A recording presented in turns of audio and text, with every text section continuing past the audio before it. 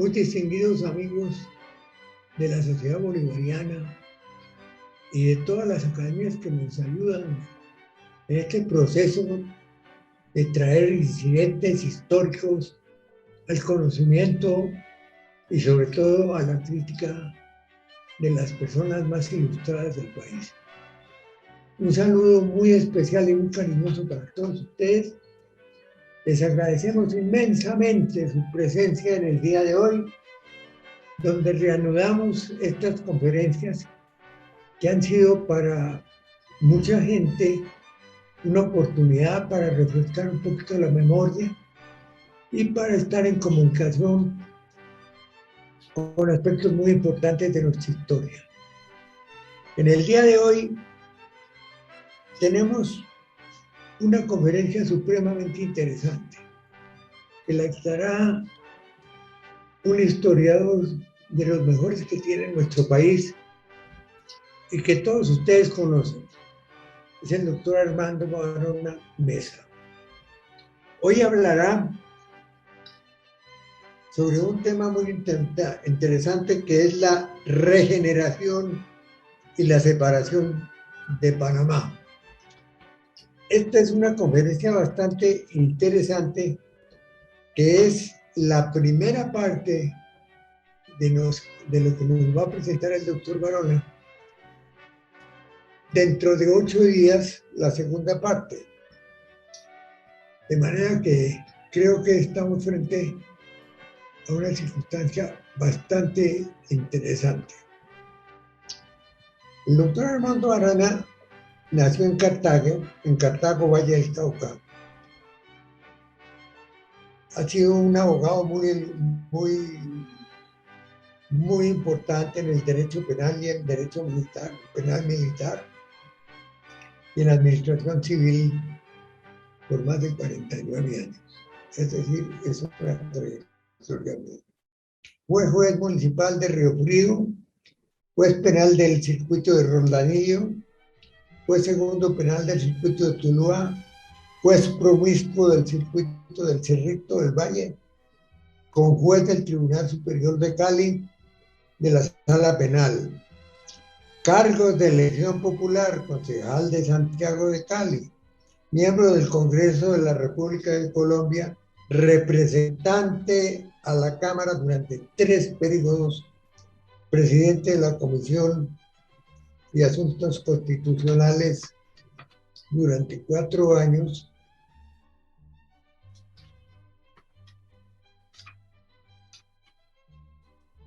y fue senador de la República también en varias oportunidades.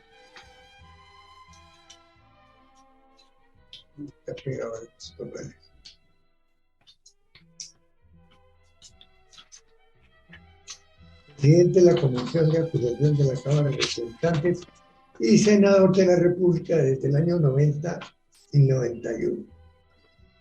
Secretario de Gobierno de Santiago de Cali, alcalde encargado de Santiago de Cali, cargos diplomáticos, delegado a la Asamblea General de las Naciones Unidas como embajador extraordinario y plenipotenciario, embajador extraordinario y plenipotenciario en Polonia, delegado de Colombia a la Asamblea General de la OIT. Columnas periodísticas en el Diario de Occidente, en el País de Cali y en El Siglo de Bogotá y en El Nuevo Siglo. Obras literarias, momentos y personajes de la historia. Ciudad Corazón Negro, Notas del Caminante, Entre luces y sombras, de poesía.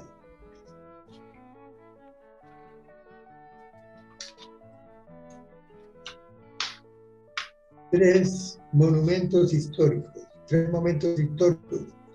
el de la separación de Panamá, en la entrevista de Bolívar en San Martín.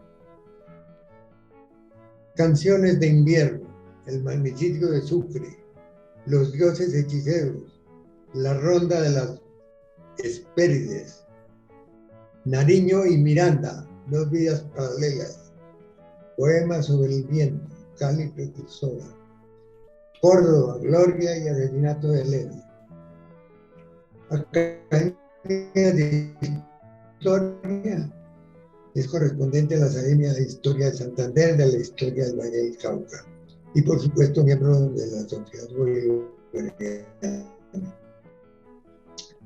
Condecoraciones de las ciudades confederadas del Valle del Cauca, Orden del Mérito de la República de Colombia, Humanista Eximio y Fundación del Humanismo en Medicina, marzo de 2010, Orden de las Ciudades Confederadas. Es decir, tenemos un congresista de primera categoría. Y él nos deleitará precisamente en uno de sus estudios más profundos, que tienen larga historia, que se refiere a la regeneración y a la separación de Panamá. De manera que, con el mayor agrado, le doy la palabra al doctor Armando Barragán. Muchas gracias, señor presidente, y muy buenas tardes a todos los queridos compañeros de la Sociedad Bolivariana de Colombia e invitados especiales que veo algunos que nos adornan esta tarde. Hace un rato escribí este libro y es un libro que lo escribí en el año, a comienzos de este milenio, y este libro contiene varios elementos muy importantes de la vida nacional. Voy a comenzar a trabajar hoy en la regeneración y complemento la separación de Panamá para la próxima sesión. Quiero antes que todo decir que en esta exposición no me mueve, por supuesto, en la historia no lo mueve a uno, un sentido o una tradición política, no. La historia es la historia. La historia hay que ponerla como viene. Y la interpretación de la historia es otra cosa. En la interpretación uno puede analizar, criticar, formular cómo debió haber sido el derecho, cómo debió ser ese derecho o cómo se debió haber corregido el derecho de los pueblos. Es un punto muy importante que tenemos que tener en cuenta. Y como un preámbulo, también diría lo siguiente. La regeneración, por supuesto, comienza con Rafael Núñez. He leído varias obras biográficas de Núñez, entre ellas una muy importante, que es la de Indalecio Liévano Aguirre, que fuera nuestro amigo, querido Miguel, y canciller, y un hombre extraordinario. Los hombres extraordinarios que yo haya conocido fue Indalecio Liévano. Indalecio, cuando los liberales odiaban a Núñez, Indalecio rescata a Núñez mirando una forma humana de tratar.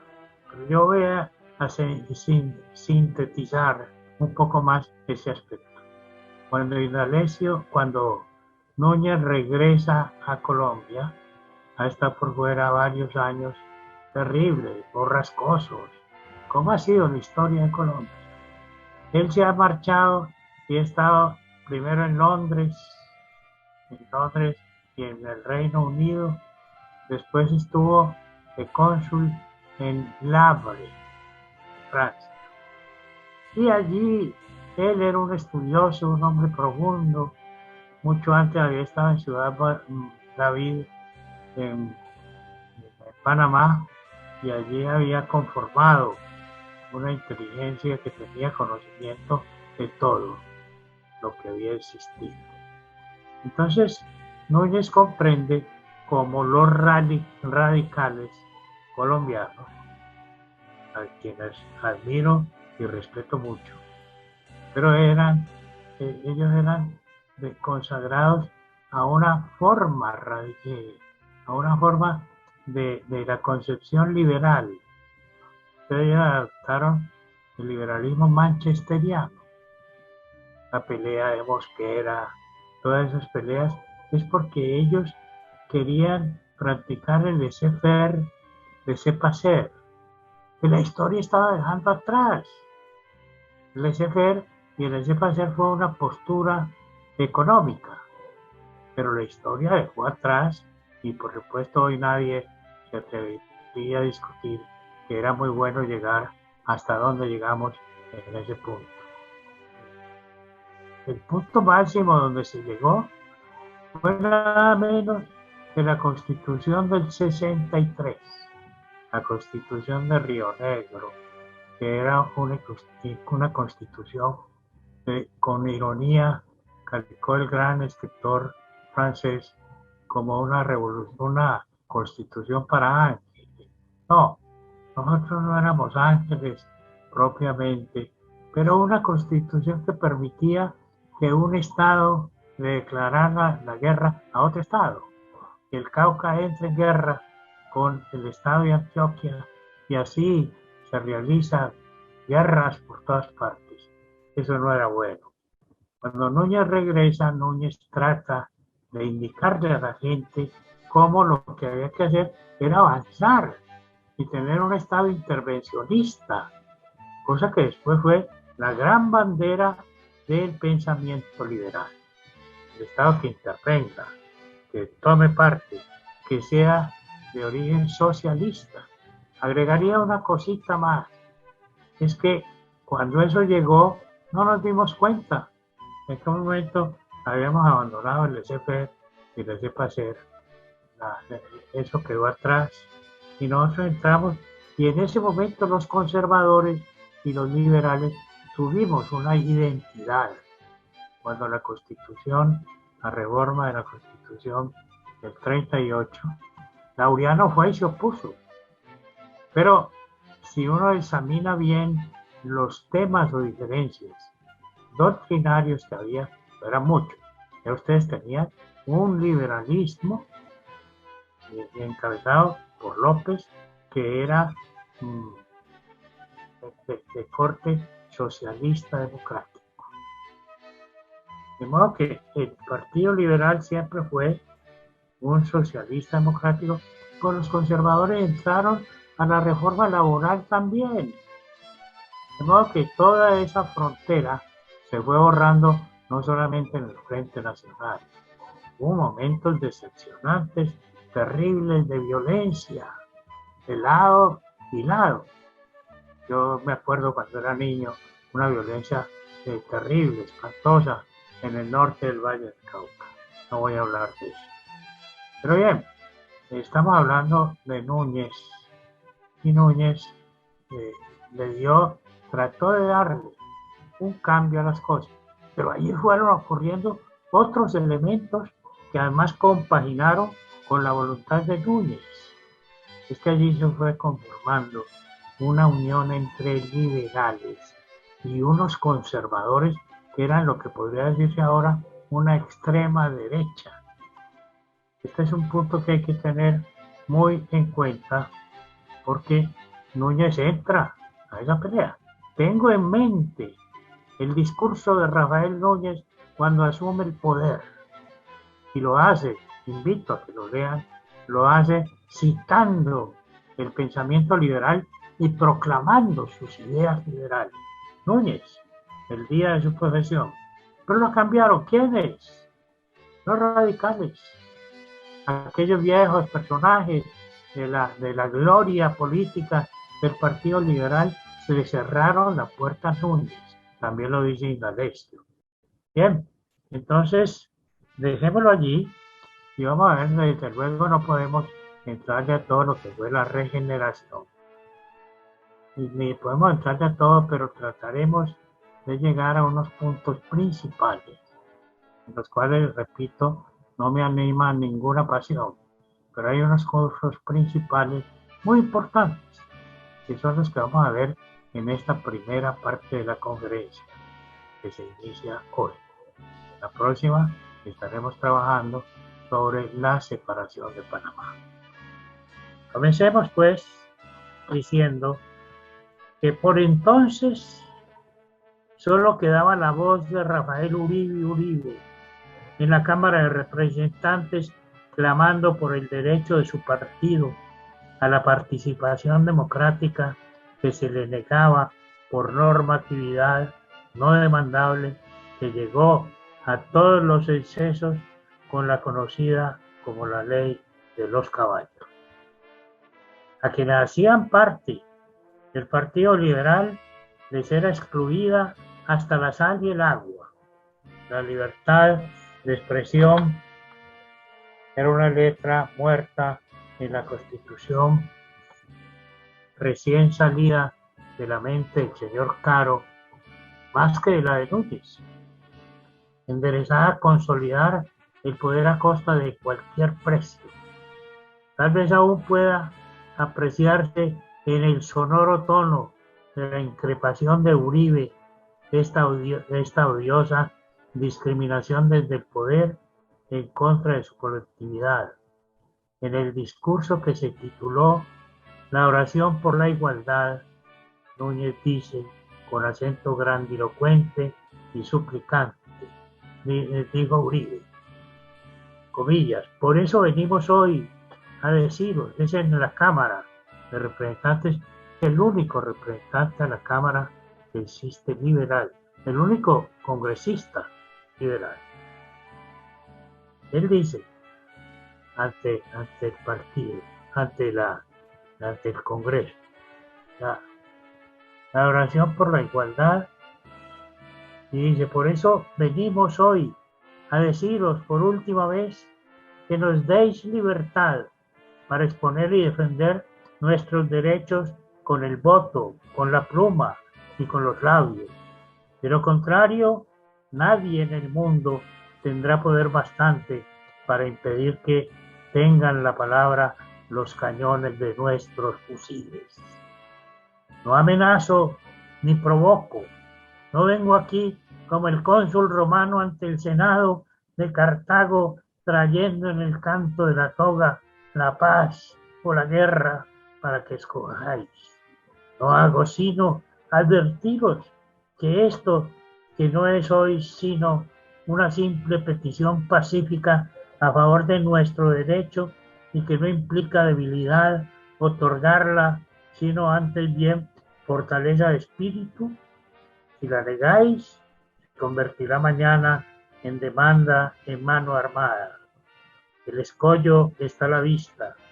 Podéis evitarlo dirigiendo la nave hacia las aguas tranquilas o podéis deliberadamente estrellarla contra la peligrosa Sirte, de donde acaso no salgamos ni nosotros, ni vosotros, ni el país mismo, salvados, ni el país mismo, salvados, salvadnos, salvada Colombia, cierra comillas.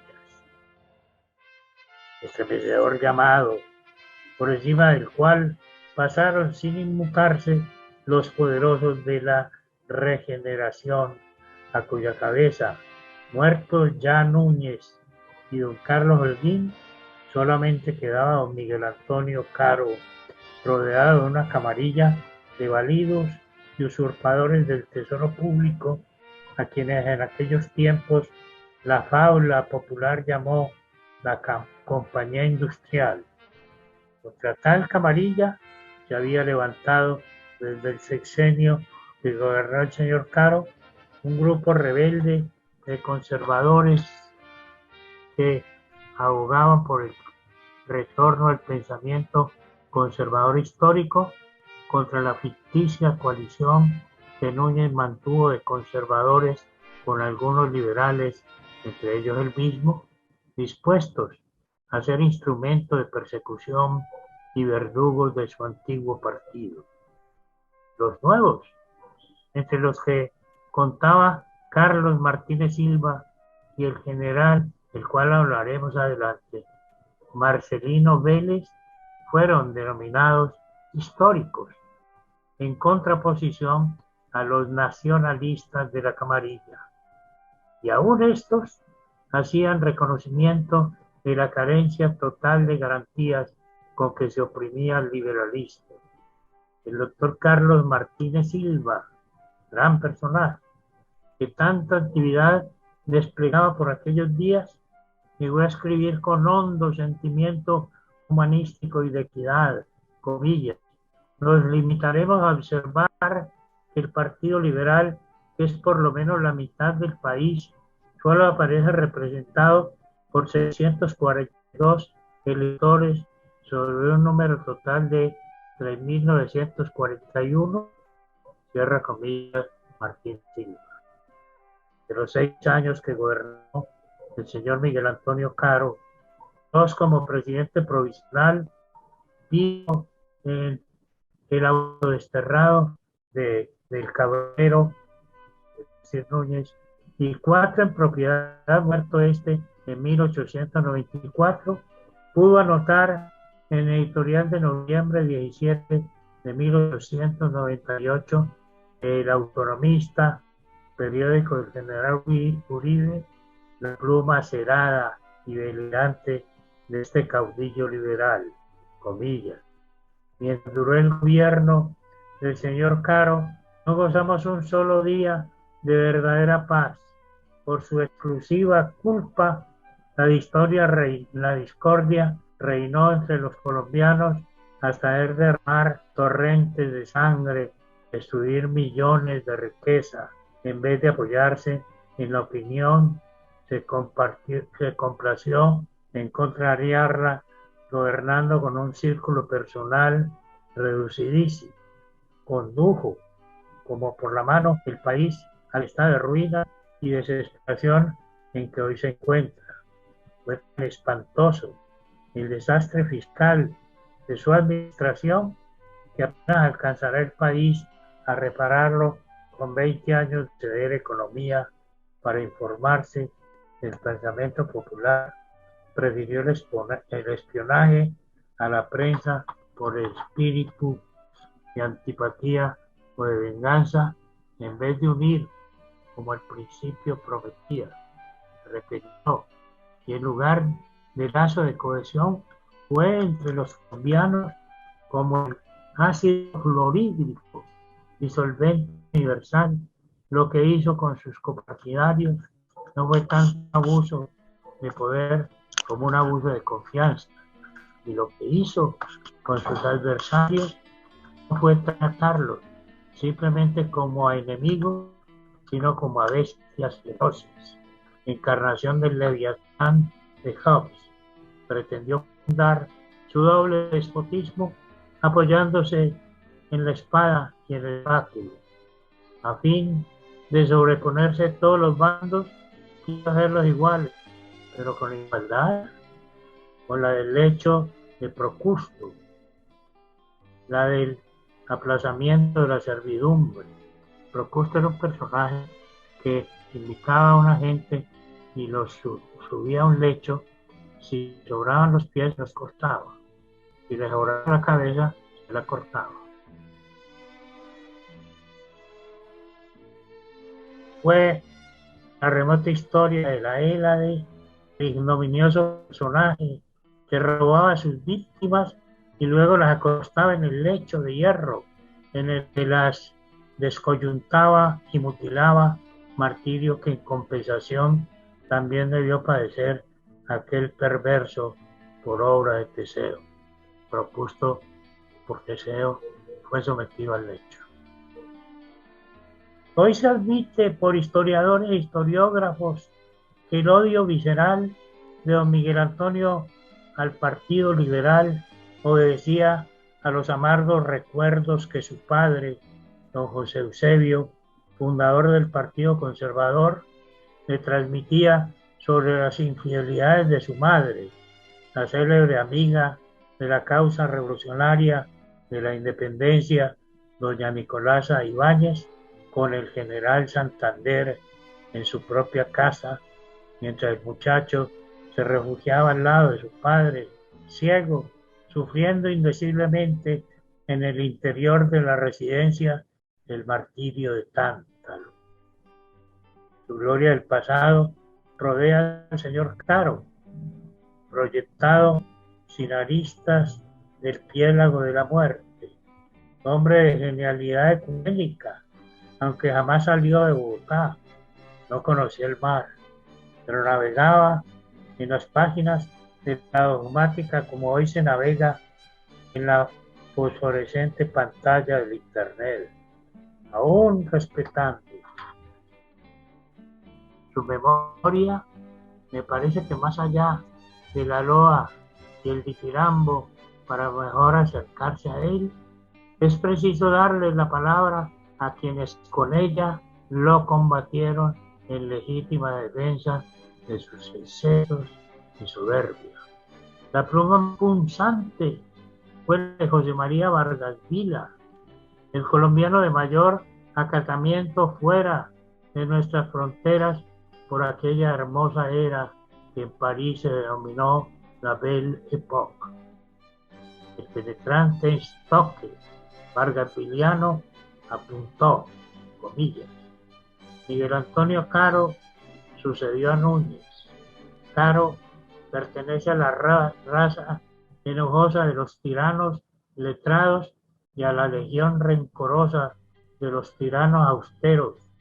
Unía la violencia a la probidad como Robespierre y la vehemencia a la virtud como Bruto.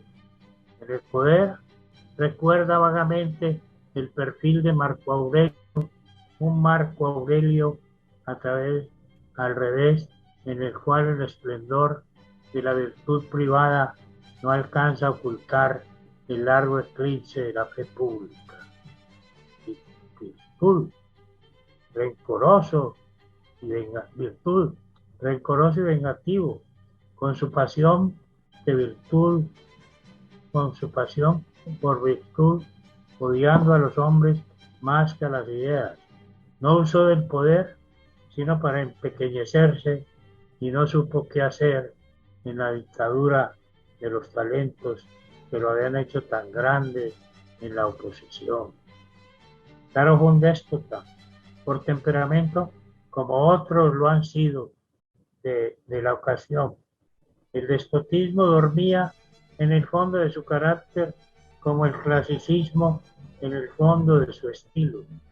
Hubo dos cosas inseparables de él, la tiranía y la gramática. Y hubo dos cosas que le fueron absolutamente imposibles: hacer un buen gobierno y un buen verso. Sus actos, como sus rimas, fueron igualmente despóticos y áridos. Es una página de Vargas Vila terrible, desnuda, brutal, pero verdadera. La pluma de Vargas Vila. De qué manera despreciativa y en una nota marginal, porque no lo consideró digno del cuerpo de su escrito principal panfletario, se recibió al atilado don Carlos Holguín, epígono igualmente de la regeneración. No hablo aquí, mis comillas, dice Vargas Vila, de Carlos Holguín, tirano insustancial e insignificante, tan inútil para la libertad como para la tiranía, porque a pesar de su alta corpulencia física, no tuvo bastante talla moral para llegar hasta este libro. Este libro se llama Los Césares de la decadencia. Entra en la cronología, no entra en historia. Tirano de salón, elegante y verboso, que pasó por el vicio sin entrar nunca en la vulgaridad. Tipo acabado de clubman, tan elegante de porte como de visión, unía las malas acciones a las más buenas maneras, como una insociable insouciance de gran señor.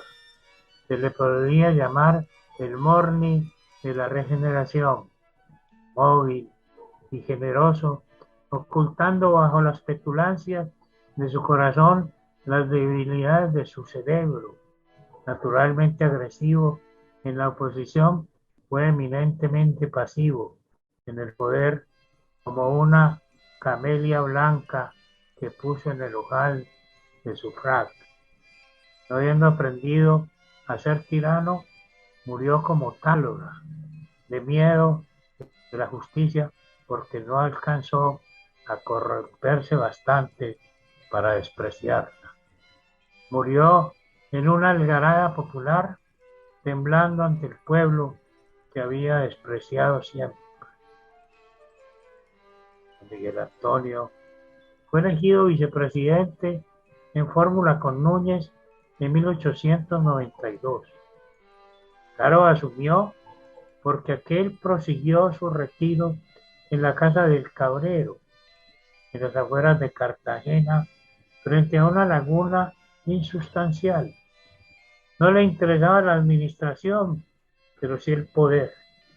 Mandaba cuando era necesario en provisión a mantener el rígido orden que tenía como prioridad dejar a sus antiguos correligionarios sin acceso al Estado, ni siquiera a la oposición. Civilino y perspicaz, pausado y aparentemente frágil, desenvolvía sus ideas y propósitos como águila caudal, según lo dijo el Tuerto López. Aún desde la guerra del 85, estando en Palacio, no asumió las responsabilidades que demandaba la conflagración y le legó tal oficio a su amada y más sectaria que él, doña Soledad. Era esta la que impartía las órdenes desde una oficina de telégrafos que hizo colocar al lado de su despacho presidencial. Y ganaba la guerra por doña Soledad después del conocido balconazo, cuando Núñez declaró que la Constitución de 1823 había dejado de existir. Dejó un breve escrito sobre lo que consideraba debía ser la nueva Carta Fundamental y se fue para Cartagena, mientras Caro, fiel intérprete de su pensamiento, trabajaba en la ideología y en la mecánica de esta. De hecho, el presidente titular ni siquiera estuvo presente en la promulgación de esa Constitución que habría de durar con las modificaciones fundamentales que se introdujeron más de 100 años. Fue el general José María Campos Serrano, como presidente encargado, quien hubo de darle vida jurídica a la que sin duda alguna fue la obra máxima de Núñez. Luego, al periodo siguiente, quiso elegir en su misma papeleta a don Carlos Albán como vicepresidente, y fue este quien se posesionó al inicio del sexenio. El periodo presidencial en la Carta del 86 era de 6 años, como se sabe. Núñez viajó muy lentamente a Bogotá para posesionarse. Finalmente llegó, sentó las bases del gobierno y retornó a su querido y cálido rincón en el Caribe, dejando de nuevo a la cabeza del régimen a Albán. Pero este cometió un pecado de ligereza que fue tratar de suavizar la férrea dirección del gobierno en materia de prensa y concedió un indulto a los liberales. El ministro de Guerra, Felipe Angulo, renunció indignado y acto seguido se fue para Cartagena, portador de tan mala noticia. Entonces Núñez, sin titubeos, viajó de nuevo a Bogotá, asumió desde Girardot y dio las instrucciones para que la Asamblea Nacional declarara vacante la vicepresidencia, haciendo maromas jurídicas, que para eso es el poder.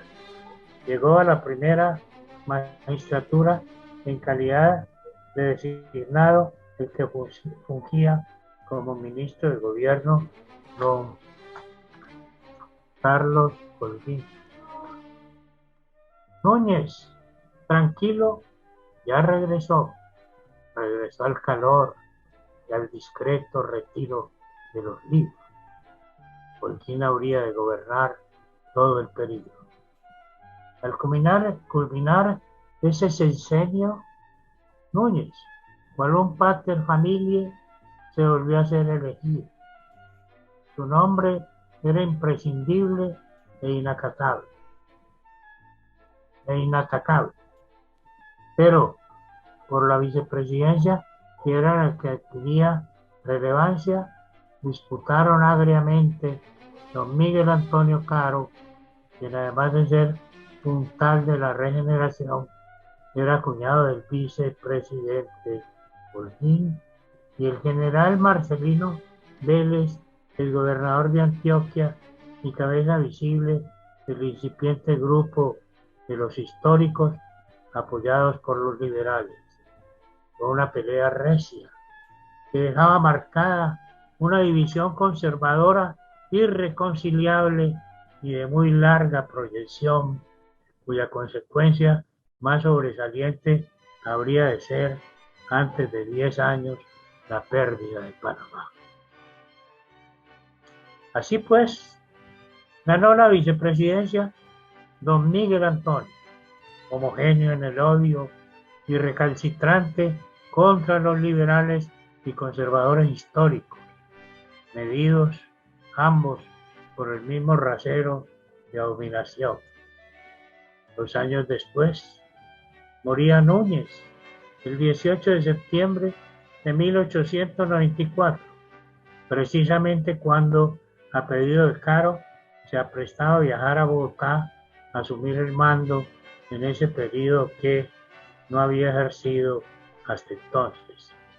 A propósito de su marginamiento en Cartagena, es grato recordar la anécdota que sucedió una tarde incendiada de arreboles, cuando tocó la puerta del caserón un hombre aún joven, con una maleta pequeña, de broncínea y cabellos negros, lacios, con mejoradas facciones aborígenes. Lentamente Núñez fue hacia el enorme portón, lo abrió y tuvo ante sus ojos a ese personaje que por primera vez veía. No obstante, embargada de emoción y ese tendimiento y el extendimiento de sus brazos, le dijo: Darío.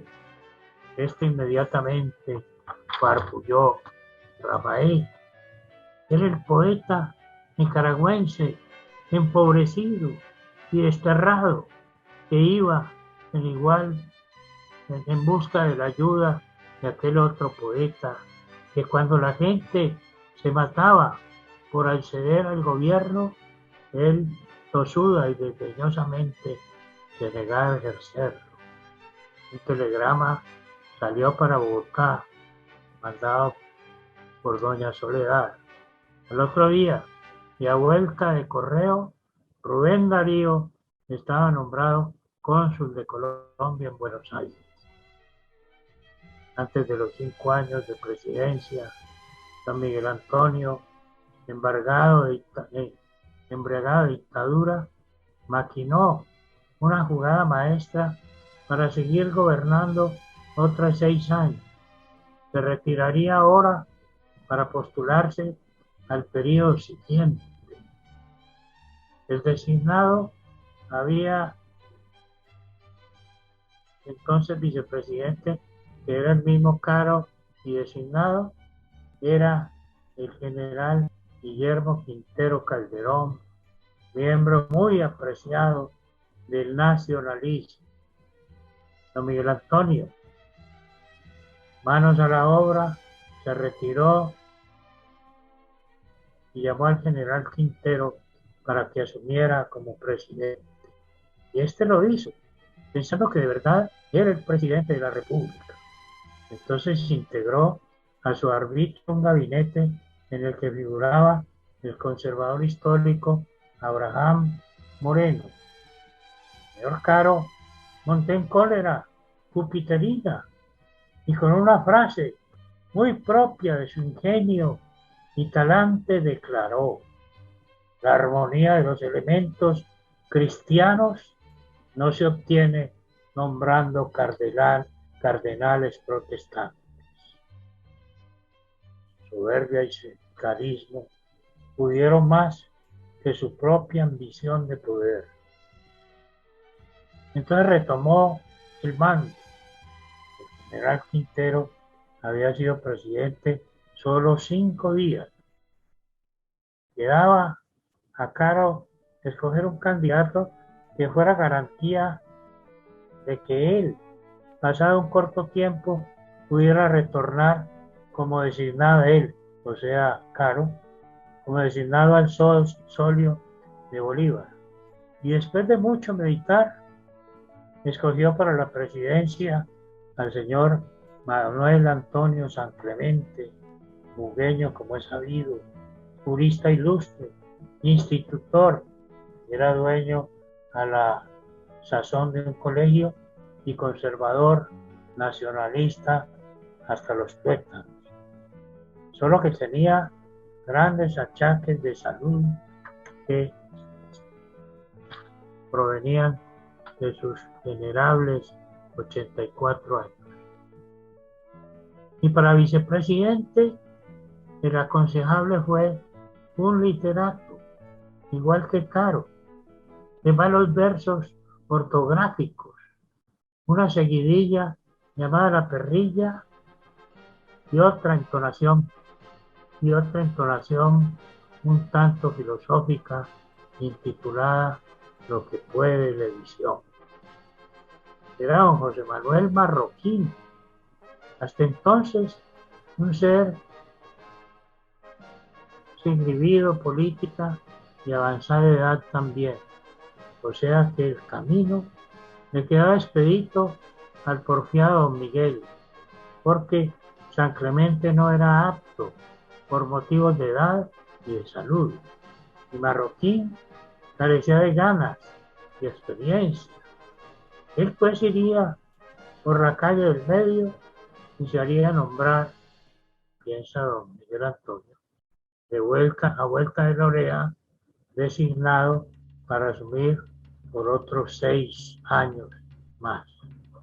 Para eso han de servir la inteligencia y la malicia en los sutiles artes de la política que él tenía en abundancia. Elegidos ambos por imposición de Caro, efectivamente el doctor San Clemente no se pudo posesionar el 7 de agosto de 1898. Marroquín, sin mucho entusiasmo, juró y entró siguiendo el impulso inicial de su corazón justo, cambiando la rigidez absolutista del señor Caro. El historiador Carlos Eduardo Jaramillo apunta, comillas, pero contra todo cálculo, el hombre de letras que era Marroquín toma en serio su nuevo papel de político y ejerce el poder apartándose de los dictados de Caro y escuchando el clamor de históricos y liberales, así como suspende definitivamente el impuesto a la exportación de café.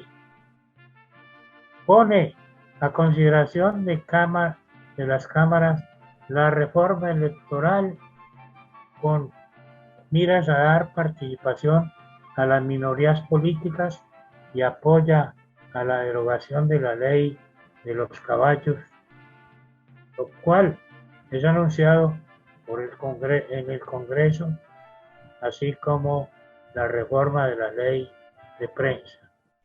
Caro y su grupo, viendo cómo empieza a repetirse la experiencia vivida con el designado Quintero Calderón, deciden entonces jugarse su carta suprema, obligando al presidente San Clemente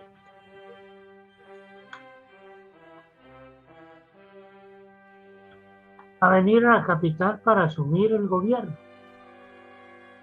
Y hacen llegar al anciano jurista, al que las cámaras se niegan a posesionar. En consecuencia, debe hacerlo ante la Corte Suprema de Justicia, entidad de la que había sido en el pretérito presidente. El impuesto a la exportación del café que deroga Marroquín y del cual habla el historiador mencionado fue uno de los mayores motivos del conflicto contrario a la política del laissez-faire, laissez-passer, del liberalismo manchesteriano que defendían a ultranza los liberales de la época. Y fueron muchas las disertaciones del general Rafael Uribe contra este impuesto que resultó como el que más odioso para la capicultura que ya esbozaba en los campos antioqueños y el Valle del Cauca. Acto seguido, desde el discurso de posesión para felicidad de don Miguel Antonio bañado en agua de rosas, echa para atrás todo lo realizado por el señor Marroquín, ausente ya de la escena. Claro, dice entonces su célebre frase: que tiemblen los porteros. Y todo fue un desastre. Don Manuel Antonio, lejos de ser un hombre bondadoso y ecuánime, es cabecilludo y recalcitrante, enemigo de cualquier reforma que tienda a otorgar garantías a liberales e históricos. Se va a vivir huyendo como Núñez del frío bogotano a Anapoima y a Villeta. Algunos ministros le acompañan, otros se quedan en Bogotá, dotados con una firma similar de caucho con la que suplían la firma autógrafa del jefe del Estado. El odio aumenta. Los históricos estimulan los discursos de Uribe y de los liberales radicales que piensan en la guerra y ellos mismos dicen que entrarán a la guerra. El Estado se derrumba mientras los clarines suenan por los cuatro costados de la patria. Claro, desde el claustro de su biblioteca, Taimado y Cazurro observa y cataloga todo esto como simples escarceos democráticos sin fuerza. La guerra de los 1000 días y el golpe de Estado. Entonces viene la confabulación conservadora histórica. Don Carlos Martínez Silva toma la iniciativa, acompañado de correligionarios muy distinguidos y destacados. Hablan con Marroquín, quien, como su perrilla, no ha podido dar caza al maldito jabalí. Oye, medita y calcula, son acechanzas gratas del demonio. Sobornó el poder y el regustillo, saboreó el poder y el regustillo le ha quedado como si fuera un licor no saciado. Han de amarrar al viejo San Clemente, mientras la fuerza pública, manejada por el temible jefe de policía, Aristides Fernández, se apodera de la plaza y Marroquín se asume sin inconveniente alguno. Fácil de verdad, y piensa como Mahoma que no han de pelearse dos cabras por la caída del presidente constitucional. Ya la guerra ha estallado y el golpe ha de servir para inducir la paz con los liberales. Estos ven con esperanza todo lo que el mundo sabe que va a ocurrir, menos San Clemente y Caro encerrados en su propia torre de ficción. Y así llega el 31 de julio de 1900, día señalado por los confabulados. Pero aunque todo estaba meticulosamente planeado, todo vacila. Marroquín se esconde previsoramente en casa de unos familiares. Fernández lleva a su policía a la plaza. El general Jorge Moya, finalmente al mando de 1000 hombres, entra a Bogotá. Es uno de los golpistas, pero el ministro de Guerra, Manuel Casabianca, entra en confidencias y dudas. Entonces, el terrible jefe de la policía, Fernández, resueltamente toma la iniciativa y da paso a la acción, no sin agregar: si algo sale mal, los fusigo a todos. Entonces Marroquín sale de Levica, se posesiona ante 2 testigos y marcha hacia un palacio desierto, custodiado por quien ha de ser en adelante gobernador de Cundinamarca, el odiado Aristides Fernández, verdugo de los liberales, en calle de honor con los 400 policías de la capital. Antes de la medianoche, con cañonazos de salva, se anuncia al país que hay un nuevo gobierno.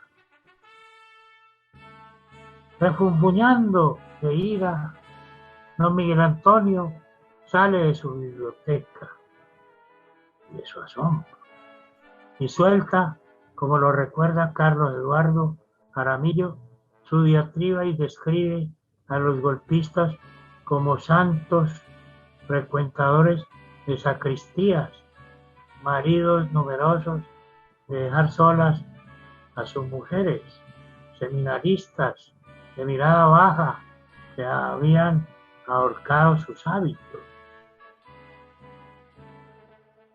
pisaverdes que habían permanecido con sus familias en espera de lo que pudiera acontecer. Cierra comillas de don Miguel Antonio. Marroquín gobierna con los históricos y hacen cesar las expectativas de paz de los liberales metidos en el monte, metidos ya en el monte. No habrá paz, porque el usurpador se ha endurecido más que su antecesor, el pobre anciano San Clemente, pasará el resto de su vida, de su quebrantada existencia, encerrado en medio de vejámenes de toda clase. Este es uno de los mayores crímenes del autor de La Perrilla. La guerra de los 1000 días se extiende por todo el territorio nacional. Los liberales ganan gloria en batallas como Peralonso, y ganó Uribe, pero se sume en la más cruenta y ignominiosa derrota que también asume Uribe y los liberales en Palo Negro. Uribe es un guerrillero que a veces levanta la cabeza y otras se sumerge en las más sombrías penurias del hambre y la manigua. Benjamín Herrera corre mejor suerte y después de muchas vueltas se apodera de Panamá, donde ha logrado fortalecer un ejército numeroso. Entre tanto, Martínez Silva, autor ideológico del golpe de Estado, es nombrado ministro plenipotenciario en los Estados Unidos. Panamá, el poder de los rebeldes liberales, ha dejado de ser manejable por el gobierno nacional y está en la mira del señor Theodore Roosevelt, quien, como vicepresidente en 1901, al ser asesinado, el presidente McKinley asumió el poder. Hasta aquí tenemos una parte somera de aquel terrible drama. Uribe se va, desde Bogotá sale del Congreso y todo el mundo sabe que él va a la guerra.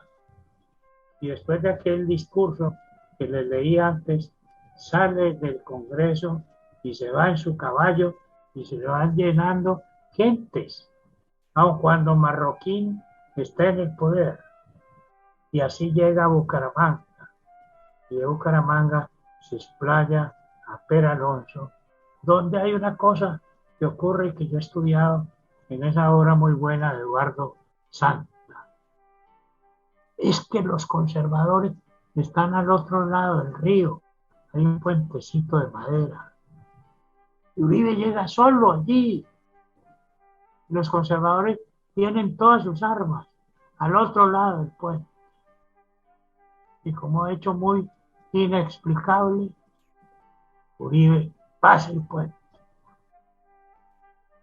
Y no lo hiere. Como si fuera un nuevo Aquiles. Las balas le pasan por el lado. Una cosa histórica muy bella de ver aquí. Muchas gracias por hoy. No, muchas gracias, Armando, por su magistral estudio. Ha sido en realidad una investigación muy curiosa y muy interesante, que naturalmente no concuerda mucho con las otras versiones que se han tenido sobre Núñez y sobre toda esa época que fue de mucha confusión, pero también de muchas realizaciones. Muchas cosas quedaron escritas para siempre en ese tiempo, por el coraje de los autores y sobre todo la calidad tan grande de quienes estuvieron frente a todo ese montón de problemas y cosas. Muy agradecido me parece haberte hecho esta magnífica intervención en una forma muy clara, muy perspicaz, donde está recogiendo los conceptos de las diferentes fuerzas. Me parece muy interesante que la gente, a través de este sistema, conozca todas esas diferentes tendencias y teorías que son tan curiosas y tan interesantes. De manera que te agradezco profundamente tu conferencia. Quiero invitar a los distinguidos amigos a ver quién quiere intervenir. Y agradezco mucho a mi general Salcedo que me haya servido de soporte en este momento tan importante en que la tecnología me está golpeando. Entonces quiero invitar a los distinguidos miembros a ver qué opinión tienen sobre la conferencia de nuestro historiador Armando Barona. Doctor Miguel Santamaría. A ver, usted siempre está listo. Sí, señor. Bueno, quiero pues primero felicitar a Armando por su muy interesante e intrigante exposición sobre los antecedentes y el desarrollo del periodo de la regeneración. Hay dos caricaturas que me gustaría mostrar en pantalla si Miguel Santamaría Jr. me permite habilitar la proyección en pantalla, porque yo creo que son dos caricaturas que describen muy bien lo que sentían los liberales radicales contra la regeneración de Núñez. Entonces veamos a ver si me permite proyectar en pantalla las dos caricaturas para mostrárselas y que Armando nos haga una ampliación de viendo esas caricaturas. Yo creo que él nos puede explicar qué hay detrás de ellas. Pero podríamos a pesar de no ver las caricaturas, que es más o menos fácil imaginarse. Colombia ha tenido siempre grandes caricaturistas, y ahí está el sarcasmo, y ahí está todo eso. No, aquí hubo uno muy famoso, se llamó Rendón. Rendón se suicidó en el café automático. Y Alberto Lleras, que era su amigo, describe y pinta todo eso. Alberto Lleras en esa época era un bohemio romántico y escribe y pinta conmovedoramente el suicidio de Rendón. Pero, ¿de qué se trata? Yo lo dije antes, no voy a meterme en ni me alcanza el tiempo. Es una relativamente breve, pero todo lo que digo allí es absolutamente verificable. No estoy diciendo ninguna cosa que no corresponda a la verdad. Lo que fue la forma del golpe de Estado, lo de Marroquín, lo de profesores, nuestro paisano de aquí de Buga, todo eso, la ignominia que cometieron con él, todo eso lo sabemos. Y lo cuento de una pincelada rápida, pero que Marroquín hizo todo eso, sí, y que Uribe quería evitar la guerra, sí, así fue. Y Uribe se fue hacia la guerra, delante de todo el mundo, con un gran coraje, y lo ha denunciado en ese discurso muy bello de despedida de la Cámara. Entonces el tema es un tema muy seductor en cuanto a los incidentes de la historia, que por ejemplo los radicales eran el símbolo del Partido Liberal, eran los guerreros, eran los que conducían a esas mayorías, porque eran mayorías las liberales, que además, como lo cuenta el propio Martínez Silva, don Carlos Martínez Silva, un gran personaje del Partido Conservador, va a tener un desarrollo que posteriormente vamos a ver. Pero Carlos Martínez Silva, que era un gran conservador, es uno de los personajes más grandes. Agrego algo más. Martínez Silva era masón de alto grado. ¿Por qué lo digo? Porque eso contaba en esa época, no lo digo ahora, pero en esa época sí. Martínez Silva tenía una mente liberal. No todos los godos conservadores son godos. Hay godos liberales como Miguel, por ejemplo. Yo Miguel, que lo conozco tantos años, todo lo que oigo y lo veo, nos identificamos. Y de pronto se ha ido perdiendo esa frontera ideológica y nosotros nos quedamos con la vieja historia y con las nuevas cosas y las nuevas luchas. Pero, ¿qué más podías decir en aquella cuando Núñez, que hay un hecho muy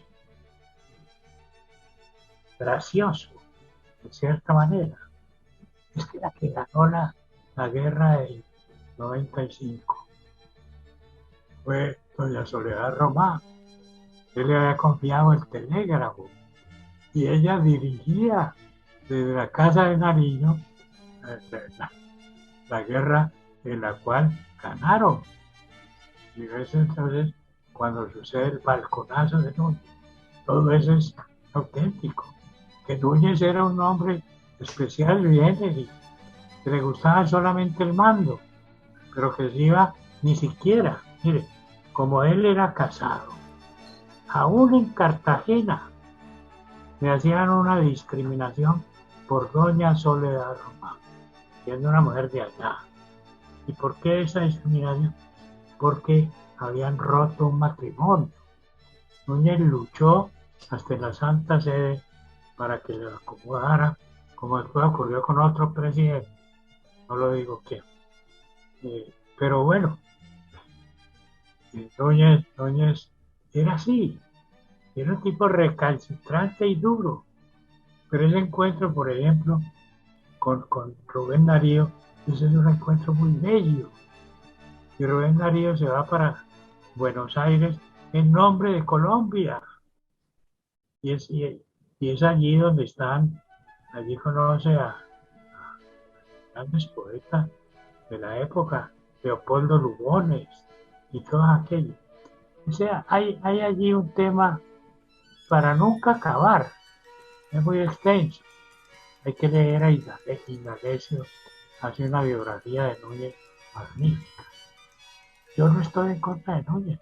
Los liberales radicales lo situaron a Núñez en unión con unos conservadores que conformaron esa regeneración. Pero Núñez, en ese discurso que yo he leído mucho, en el discurso de oposición, es el nombre del Partido Liberal. Él asume y se hace elegir como liberal, pero tratando de sacar que el Partido Liberal dejara de ser un liberalismo manchesteriano. La Constitución de Río Negro es una de Fesio. Eso no tiene sentido desde ningún punto de vista. Y era el pensamiento liberal de aquellos grandes generales y grandes capitanes del Partido Liberal. Ese tema no es un tema que yo trate de revivir aquí. Lo estoy admitiendo, mi querido Miguel y mi querido Germán, general. Pero, pues, dentro de los límites de un ensayo. Pero no estoy saliéndome ni de la realidad ni nada. Tal cual lo vivimos. Y esa Constitución del 86 duró 100 años, larguitos, hasta la del 91. Gracias. Muy bien, muchas gracias, querido expositor. Y créame que disfruté con su recuento histórico y simplemente, pues, no era fácil para que nuestro hombre famoso de la regeneración calara aquí en Bogotá, doña Soledad. Si no le aceptaron a Bolívar con Manuelita, hágame el favor, el hombre se le olvidó consultar esa historia, pero no le importaba un comino, porque ya él había probado esa misma situación ahí en Cartagena. Pero cuando yo, a pesar de ser del departamento de Bolívar, Cartagena, me valgo desde los amigos cachacos para que me cuenten cómo es esta calle y por dónde cojo para llegar a tal parte. No conozco Cartagena. Mi padre sí se graduó allá, estudió en el Colegio San Pedro Claver y él sí sabe eso. Pero de turista ya. Sí, cuando paso por el Cabrero, siempre entro y hago algún recuerdo de y por qué le llamaban a ese hombre o le siguen llamando el monstruo del Cabrero. Pero en la cosa histórica, pues todos sabemos. Yo traigo a colación que alguna vez Carlos Lleras Restrepo llegó allá a Bucaramanga y entonces el historiador de allá de la gobernación, el doctor Figueroa, que era pues todo informal y llegó allá al aeropuerto de Palo Negro. Entonces, yo sí, presidente, acá fue la famosa batalla. Y usted, doctor Figueroa, yo sé que usted sabe mucho de esto. ¿Me puede rápidamente dar una información sobre la batalla? Digo, ¿cómo la quiere? ¿Ganando los conservadores o ganando los liberales? Y así, ese era así de ese tamaño. Y cuando lo pasearon por el cañón del Chicamocha, se quedó mirando allá y dijo, pero yo veo allá en el fondo del cañón, dijo Carlos Lleras, unas casitas. Dijo, sí, cómo no, presidente, esa es la población de Sepitario. ¿Y eso qué produce? Dijo, 170 votos liberales. Entonces, era un personaje extraordinario que saltaba con la historia y era fabuloso. Yo disfrutaba mucho cuando me tocaba y yo lo puyaba y le decía, bueno, y cuénteme, le preguntaba cosas. Y el tipo con un conocimiento extraordinario de la historia, pues le permitía a uno tener esos momentos de descanso y de disfrute de la historia relatada por una persona como él. De manera que sí, yo disfruté con la presentación que usted hizo hoy, créame, y nada de lo que dijo a mí me extrañó, no, porque hace parte de la historia que uno tiene que necesariamente consultar. Yo tengo muy pocos libros de historia. Tengo una cantidad impresionante de aparatos aquí detrás de libros que ya no sé qué hacer con ellos porque ya no me cabe uno más, a pesar de que tengo las 3, 4 paredes llenas de libros. Pero entonces, como vicepresidente de la Sociedad Bolivariana, ha sido una inauguración formal ya atendiendo a la invitación que nuestro presidente hiciera para que se presentaran. Ya hizo la semana pasada una extraordinaria con el doctor Abello y queremos que se siga. La de hoy fue la 121 conferencias de la Sociedad Bolivariana. Muchas gracias. Una cosita, Miguel, muy breve. Esa batalla de Peralonso fue una batalla maravillosa. Ganó allí el general Uribe. ¿Cómo? Como Aquiles. Pero la batalla del aeropuerto, Palo Negro, todavía se pueden encontrar huesos de cadáveres de liberales. Allá perdió el Partido Liberal. Y fue monstruosa. La batalla fue espantosa con la cantidad de muertos que después de hecho el aeropuerto todavía ha resultado. Ese es un punto para que nos den cuenta de lo que fue esa batalla encarnizada de la guerra de los 1000 días. Doctor Miguel, yo no sé si vieron las caricaturas que yo proyecté en la pantalla. Sí, muy interesante. A ver, voy a volver a mostrar las dos. Esta es la del escudo, el escudo de los opositores, el escudo que los opositores a la regeneración idearon como escudo nacional para representar lo que ellos sentían respecto a la regeneración. Entonces, en lugar de un cóndor es un gallinazo, en lugar de la granada es una calavera, en lugar de las cornucopias hay 2 húmeros, en lugar del gorro frigio es un gorro pirata, en lugar del istmo de Panamá hay un monstruo devorando 2 barcos, y los Estados Unidos de Colombia son esas 9 calaveras que hay arriba del escudo. Y en lugar de decir libertad y orden, dice ni libertad ni orden. Y abajo, regeneración. Ese escudo lo ideó un caricaturista santanderiano, Alfredo Greñas, hacia 1890. Y la otra caricatura es supremamente interesante porque muestra a este monstruo que es como un dragón.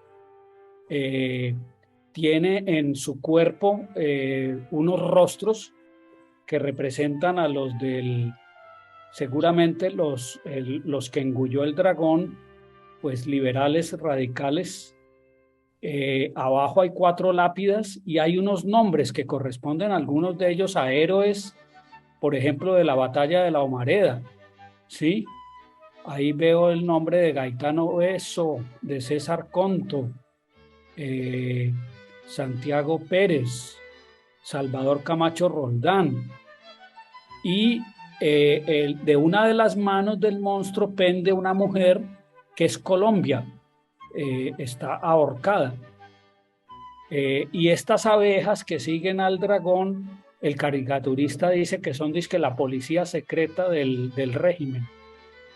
Bueno, es supremamente... No se ve esa caricatura, la segunda no aparece.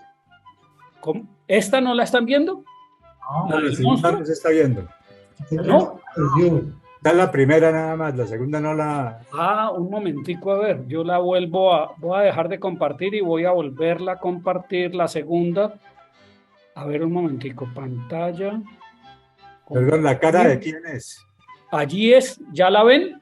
Sí, sí, Esta es la del monstruo, de la regeneración. Entonces el dragón con Colombia pendiendo de un hilo, ahorcada, los rostros de los liberales radicales dentro del cuerpo del dragón, las abejas y abajo las 4 lápidas. Hay 4 lápidas, una dice el pueblo y sus derechos, otra tiene unos nombres, Emes Guerra, Lleras Camargo, Rudas Parra, Sarmiento, Garcés, Camacho Roldán.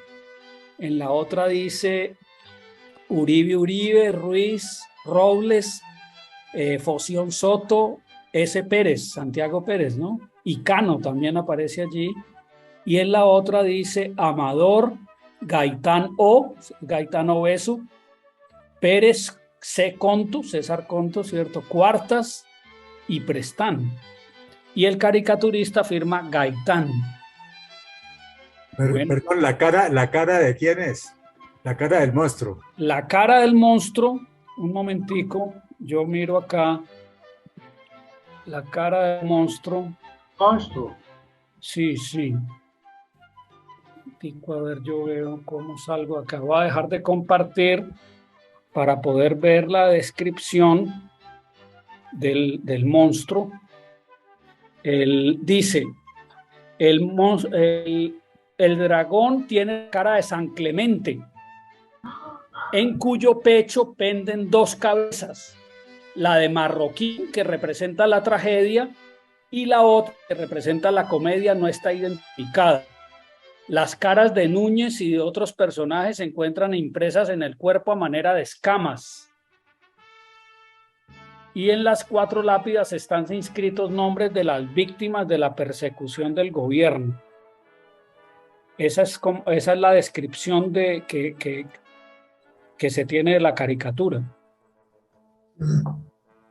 Ahora, yo lo que veo es que el gobierno de Núñez, Armando dijo que la Constitución de Río Negro pues tenía sus defectos, pues el más grande tal vez era que había reducido el periodo presidencial a 2 años, había como minimizado el poder ejecutivo con respecto al poder legislativo, y lo que Núñez y Caro en últimas terminaron fue hipertrofiando el poder ejecutivo a expensas del poder legislativo. Ampliaron el poder ejecutivo a 6 años y le dieron unas facultades extraordinarias al presidente.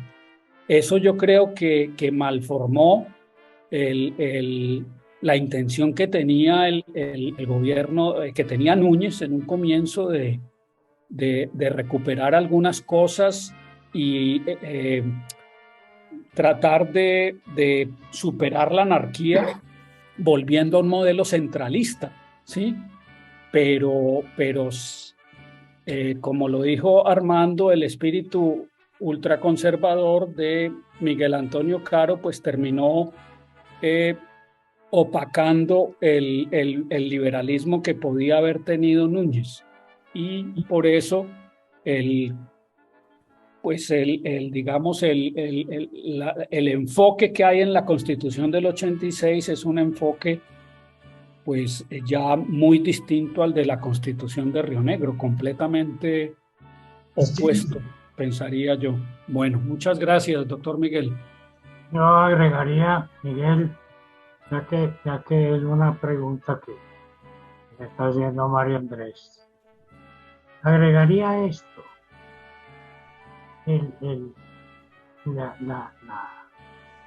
Después de la presidencia de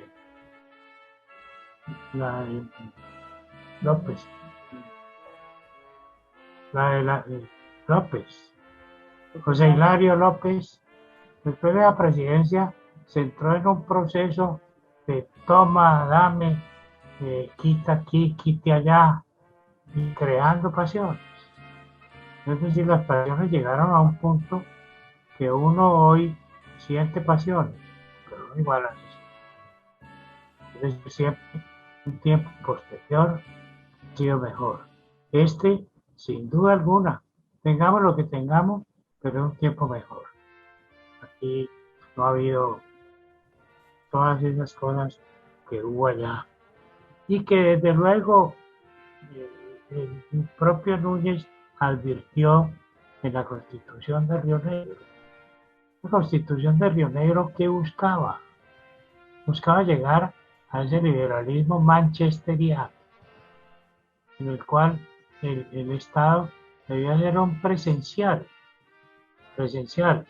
pero no un inductor de nada. Él presencia los hechos y la economía se desenvuelve sola. Por eso es que se acortó el periodo a 2 años. No había ninguna parte que hubiera un periodo presidencial de 2 años. Víctor Hugo habló de que era una constitución para ángeles. Sí, esa es una manera de llamarla a él, pensando que era el sumum del liberalismo. No, fue perniciosa, terrible. Aquí nomás Jorge Isaac se fue a declarar la guerra desde Tolima, la guerra a Antioquia, y se metió y ganó la guerra en Antioquia, Jorge Isaac. De modo que eso era una absoluta locura, haber llegado a eso. Se fueron al extremo contrario. La historia siempre se mueve según el pensamiento de Hegel, una tesis, una antítesis y una síntesis. De modo que la antítesis de esa Constitución de Río Negro fue la Constitución del año 86, explicable, perfectamente explicable. Y luego se fue modificando. La cosa es que esa Constitución llegó a convertirse en una Constitución de índole liberal después de la reforma del año 38. Sí, es la historia. Ok, no estamos discutiendo esa historia, sino observándola y mirando cosas. Algunas son hasta gratas. Eso de Núñez hay muchas. Núñez era un hombre muy terrible por las malas. Y dicen que todos los hombres por las malas pueden ser terribles. El ser humano es una mezcla de ángel y demonio. Muy bien. Vamos a ver qué otro ángel quiere decir algo.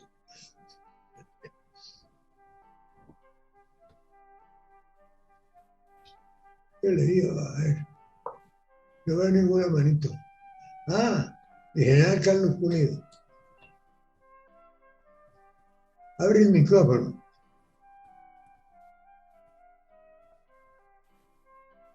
Gracias. Decía, doctor Barona, muchas gracias. Conocer una serie de detalles que muchas veces pasan desapercibidos y una visión con la que usted nos da, pues enriquece mucho la historia.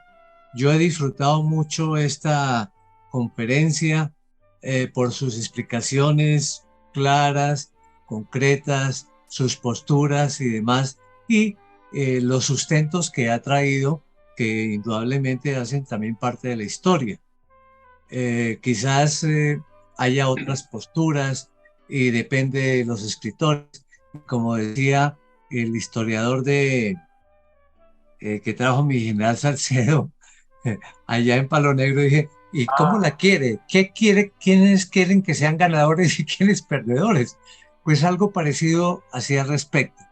Y de otra parte, muchas gracias al doctor Mario Andrés, porque yo no conocía, no había visto esas caricaturas, y también pues la explicación que traen.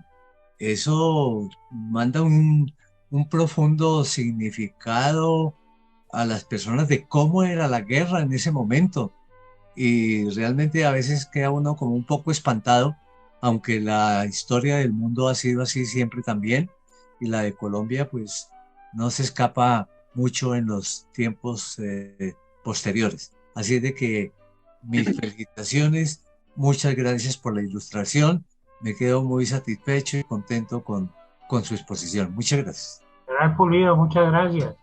Gracias. Bien. ¿Quién levantó la mano?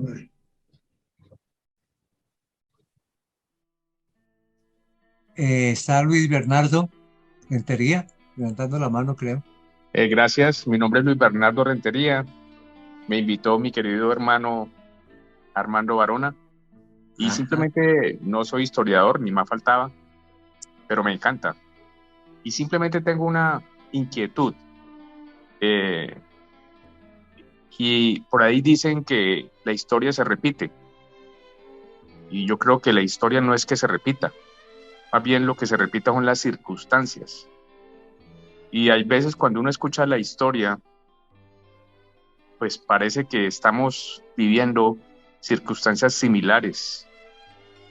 La idea no es meterle política al tema, pero sí me gustaría hacer una conexión sobre lo que pasó en aquellas épocas y las circunstancias que estamos viviendo. Entonces me gustaría escuchar a mi querido hermano Armando Barona, no para hablar de política, sino para hablar de las circunstancias. Es mi palabra, mi querido hermano. Gracias por la invitación. Muchas gracias, queridos académicos, querido hermano. Ambos pertenecemos a una institución.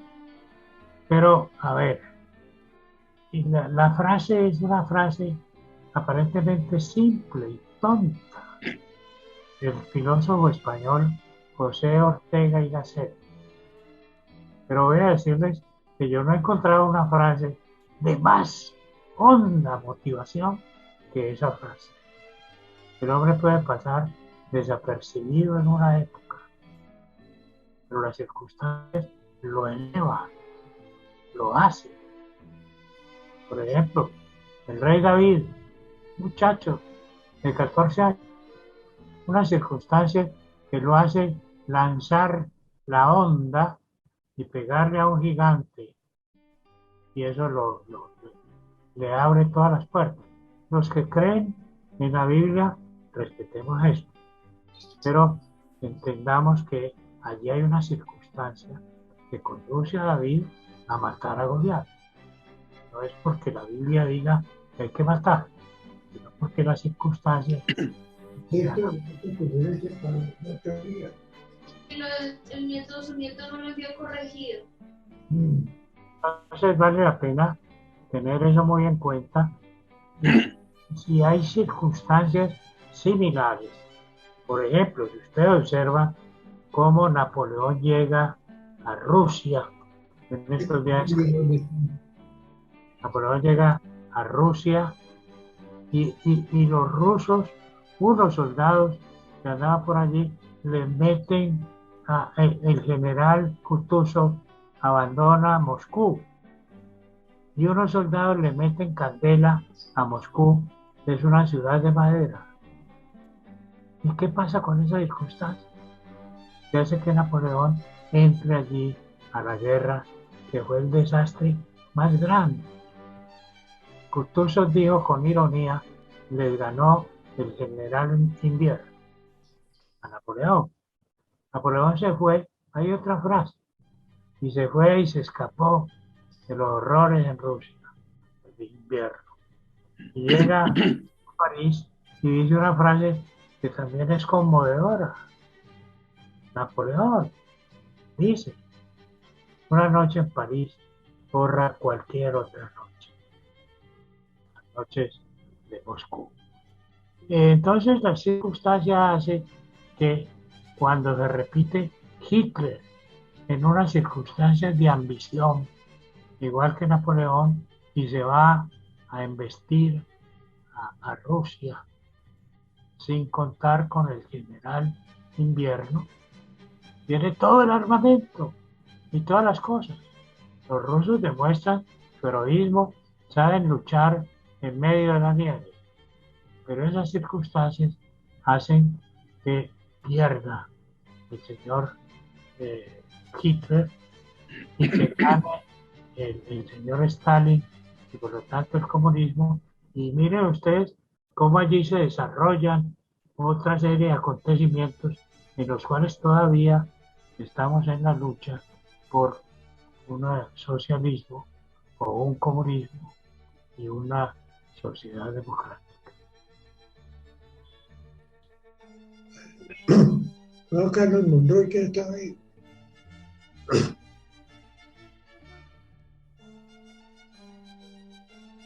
Carlos Monroy. Yo he visto. Doctor Miguel. Adelante, Carlos. Muchas gracias, doctor Miguel.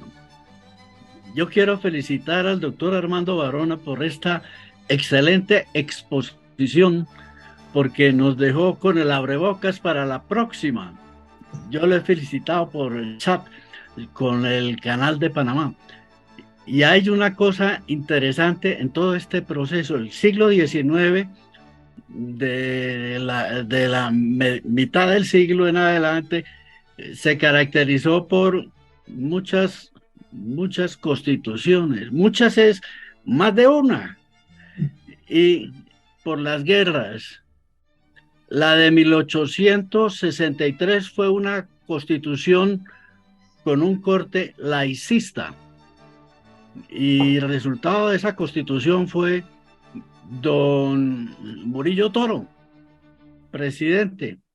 Pero desde ese momento comenzó a combatirse precisamente esa constitución. Las gentes de esa época decían que para conservadores, los liberales de Río Negro, era una expresión popular, y estas cosas degeneró en un combate en Tamalameque, la batalla del Obo. Obo con H, Obo. Obo es un fruto de un árbol muy rico. Aquí en Bogotá se conoce como ciruela. Y el obo se caracteriza por tener un color amarillo o color rojizo. Muy rica, tal. Esa batalla la perdió justamente los partidarios de esa constitución del 63. Y fue en el año de 1885. Y a raíz de esa pérdida, Núñez sacó la Constitución de 1886. Fíjense que en un corto periodo de tiempo, pero esa Constitución del 86 tuvo unas características en su redacción. Don Miguel Antonio Caro hizo una redacción tan bien hecha que duró más de 100 años. Se acabó hace poco, en el 91, en 1991. Y esa Constitución la estudiamos en algunas oportunidades, y a mí me quedó el artículo 16, que la República responde por sus ciudadanos en su honra, en sus bienes, en todas estas partes, y es una constitución que comenzó a generar en derecho esa rama que se llama derecho constitucional.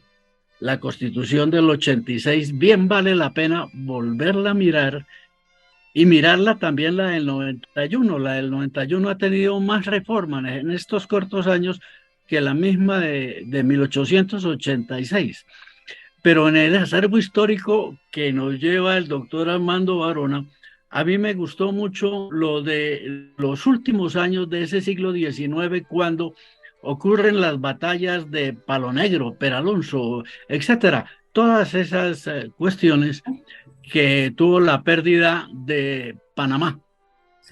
Y es así como Estados Unidos se interesó en la zona ya geopolítica, y un médico panameño lo nombraron entre comillas héroe, y fue el que planteó la liberación de Panamá, de Colombia, de la República de Colombia, etcétera.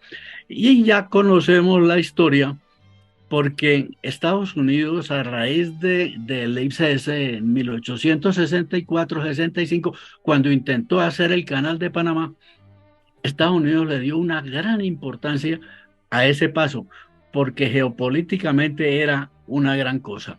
De manera pues de que estamos pendientes, doctor Armando Barona, para esta próxima con Panamá, porque Panamá se va, pero Colombia queda con una hegemonía hasta el año 30 del Partido Conservador. Y es así como en ese año el Partido Liberal con el Mono Laya gana las elecciones, etcétera, etcétera, etcétera. Y entonces esa disertación suya, la próxima sobre Panamá, la vamos a escuchar todo oídos, porque este acervo histórico nos va abriendo el camino hacia lo que hoy estamos viviendo. Alguien dijo ahora que la historia no se repite son las circunstancias, y eso tiene mucho de verdad. Doctor Armando, muchas gracias y hasta la próxima reunión. Gracias, doctor Miguel Santamaría, muy amable. Gracias a usted, muy generoso, y me alegra mucho. En realidad es un tema que los colombianos no hemos tocado mucho. La separación de Panamá duele tanto. Yo estaba en Panamá cuando el presidente López fue a que nos dieran, al cumplirse los 100 años del tratado, y López fue a que nos dieran un pedacito de peaje, y perdimos a Panamá que la teníamos. Es un tema famoso, lapidario, en donde reinó la pasión. Lo que yo voy a leer y a mostrar son documentos que no admiten refutación ninguna. Es la historia la que voy a presentar en ese tema bien doloroso, la separación. Gracias. Muchas gracias, Armando. Me parece muy interesante, sobre todo la perspectiva de tu nueva conferencia, que es sumamente importante. ¿Alguien más quiere hacer alguna acotación? No veo a nadie. Entonces, si no hay ninguna, pues dejamos hasta aquí nuestra magnífica conferencia de hoy, en la esperanza de que la próxima, que será el jueves que viene, podamos nuevamente reunir un grupo tan espectacularmente bueno como el que tenemos hoy, para el análisis de un punto fundamental en nuestra historia, que fue Panamá. Panamá era un punto neurálgico del país, pero naturalmente por nuestra pobreza, nuestras imposibilidades económicas y políticas en este momento, no pudimos asumir la responsabilidad. Y naturalmente los americanos agarraron eso. Era para Colombia la oportunidad real de ser el centro de América y el sitio por el cual tuviera comunicación el norte y el sur. Perdimos esa oportunidad. Salió Panamá. Panamá es un gran acierto y ha tenido todas las peripecias que uno se imagine, pero de todas maneras sigue siendo un punto neurálgico de nuestra historia que no debemos dejar de analizar, de mirar y tratar de comprender y hasta algún punto tratar de justificar. Reciban un gran abrazo y los espero el próximo jueves. Buenas tardes.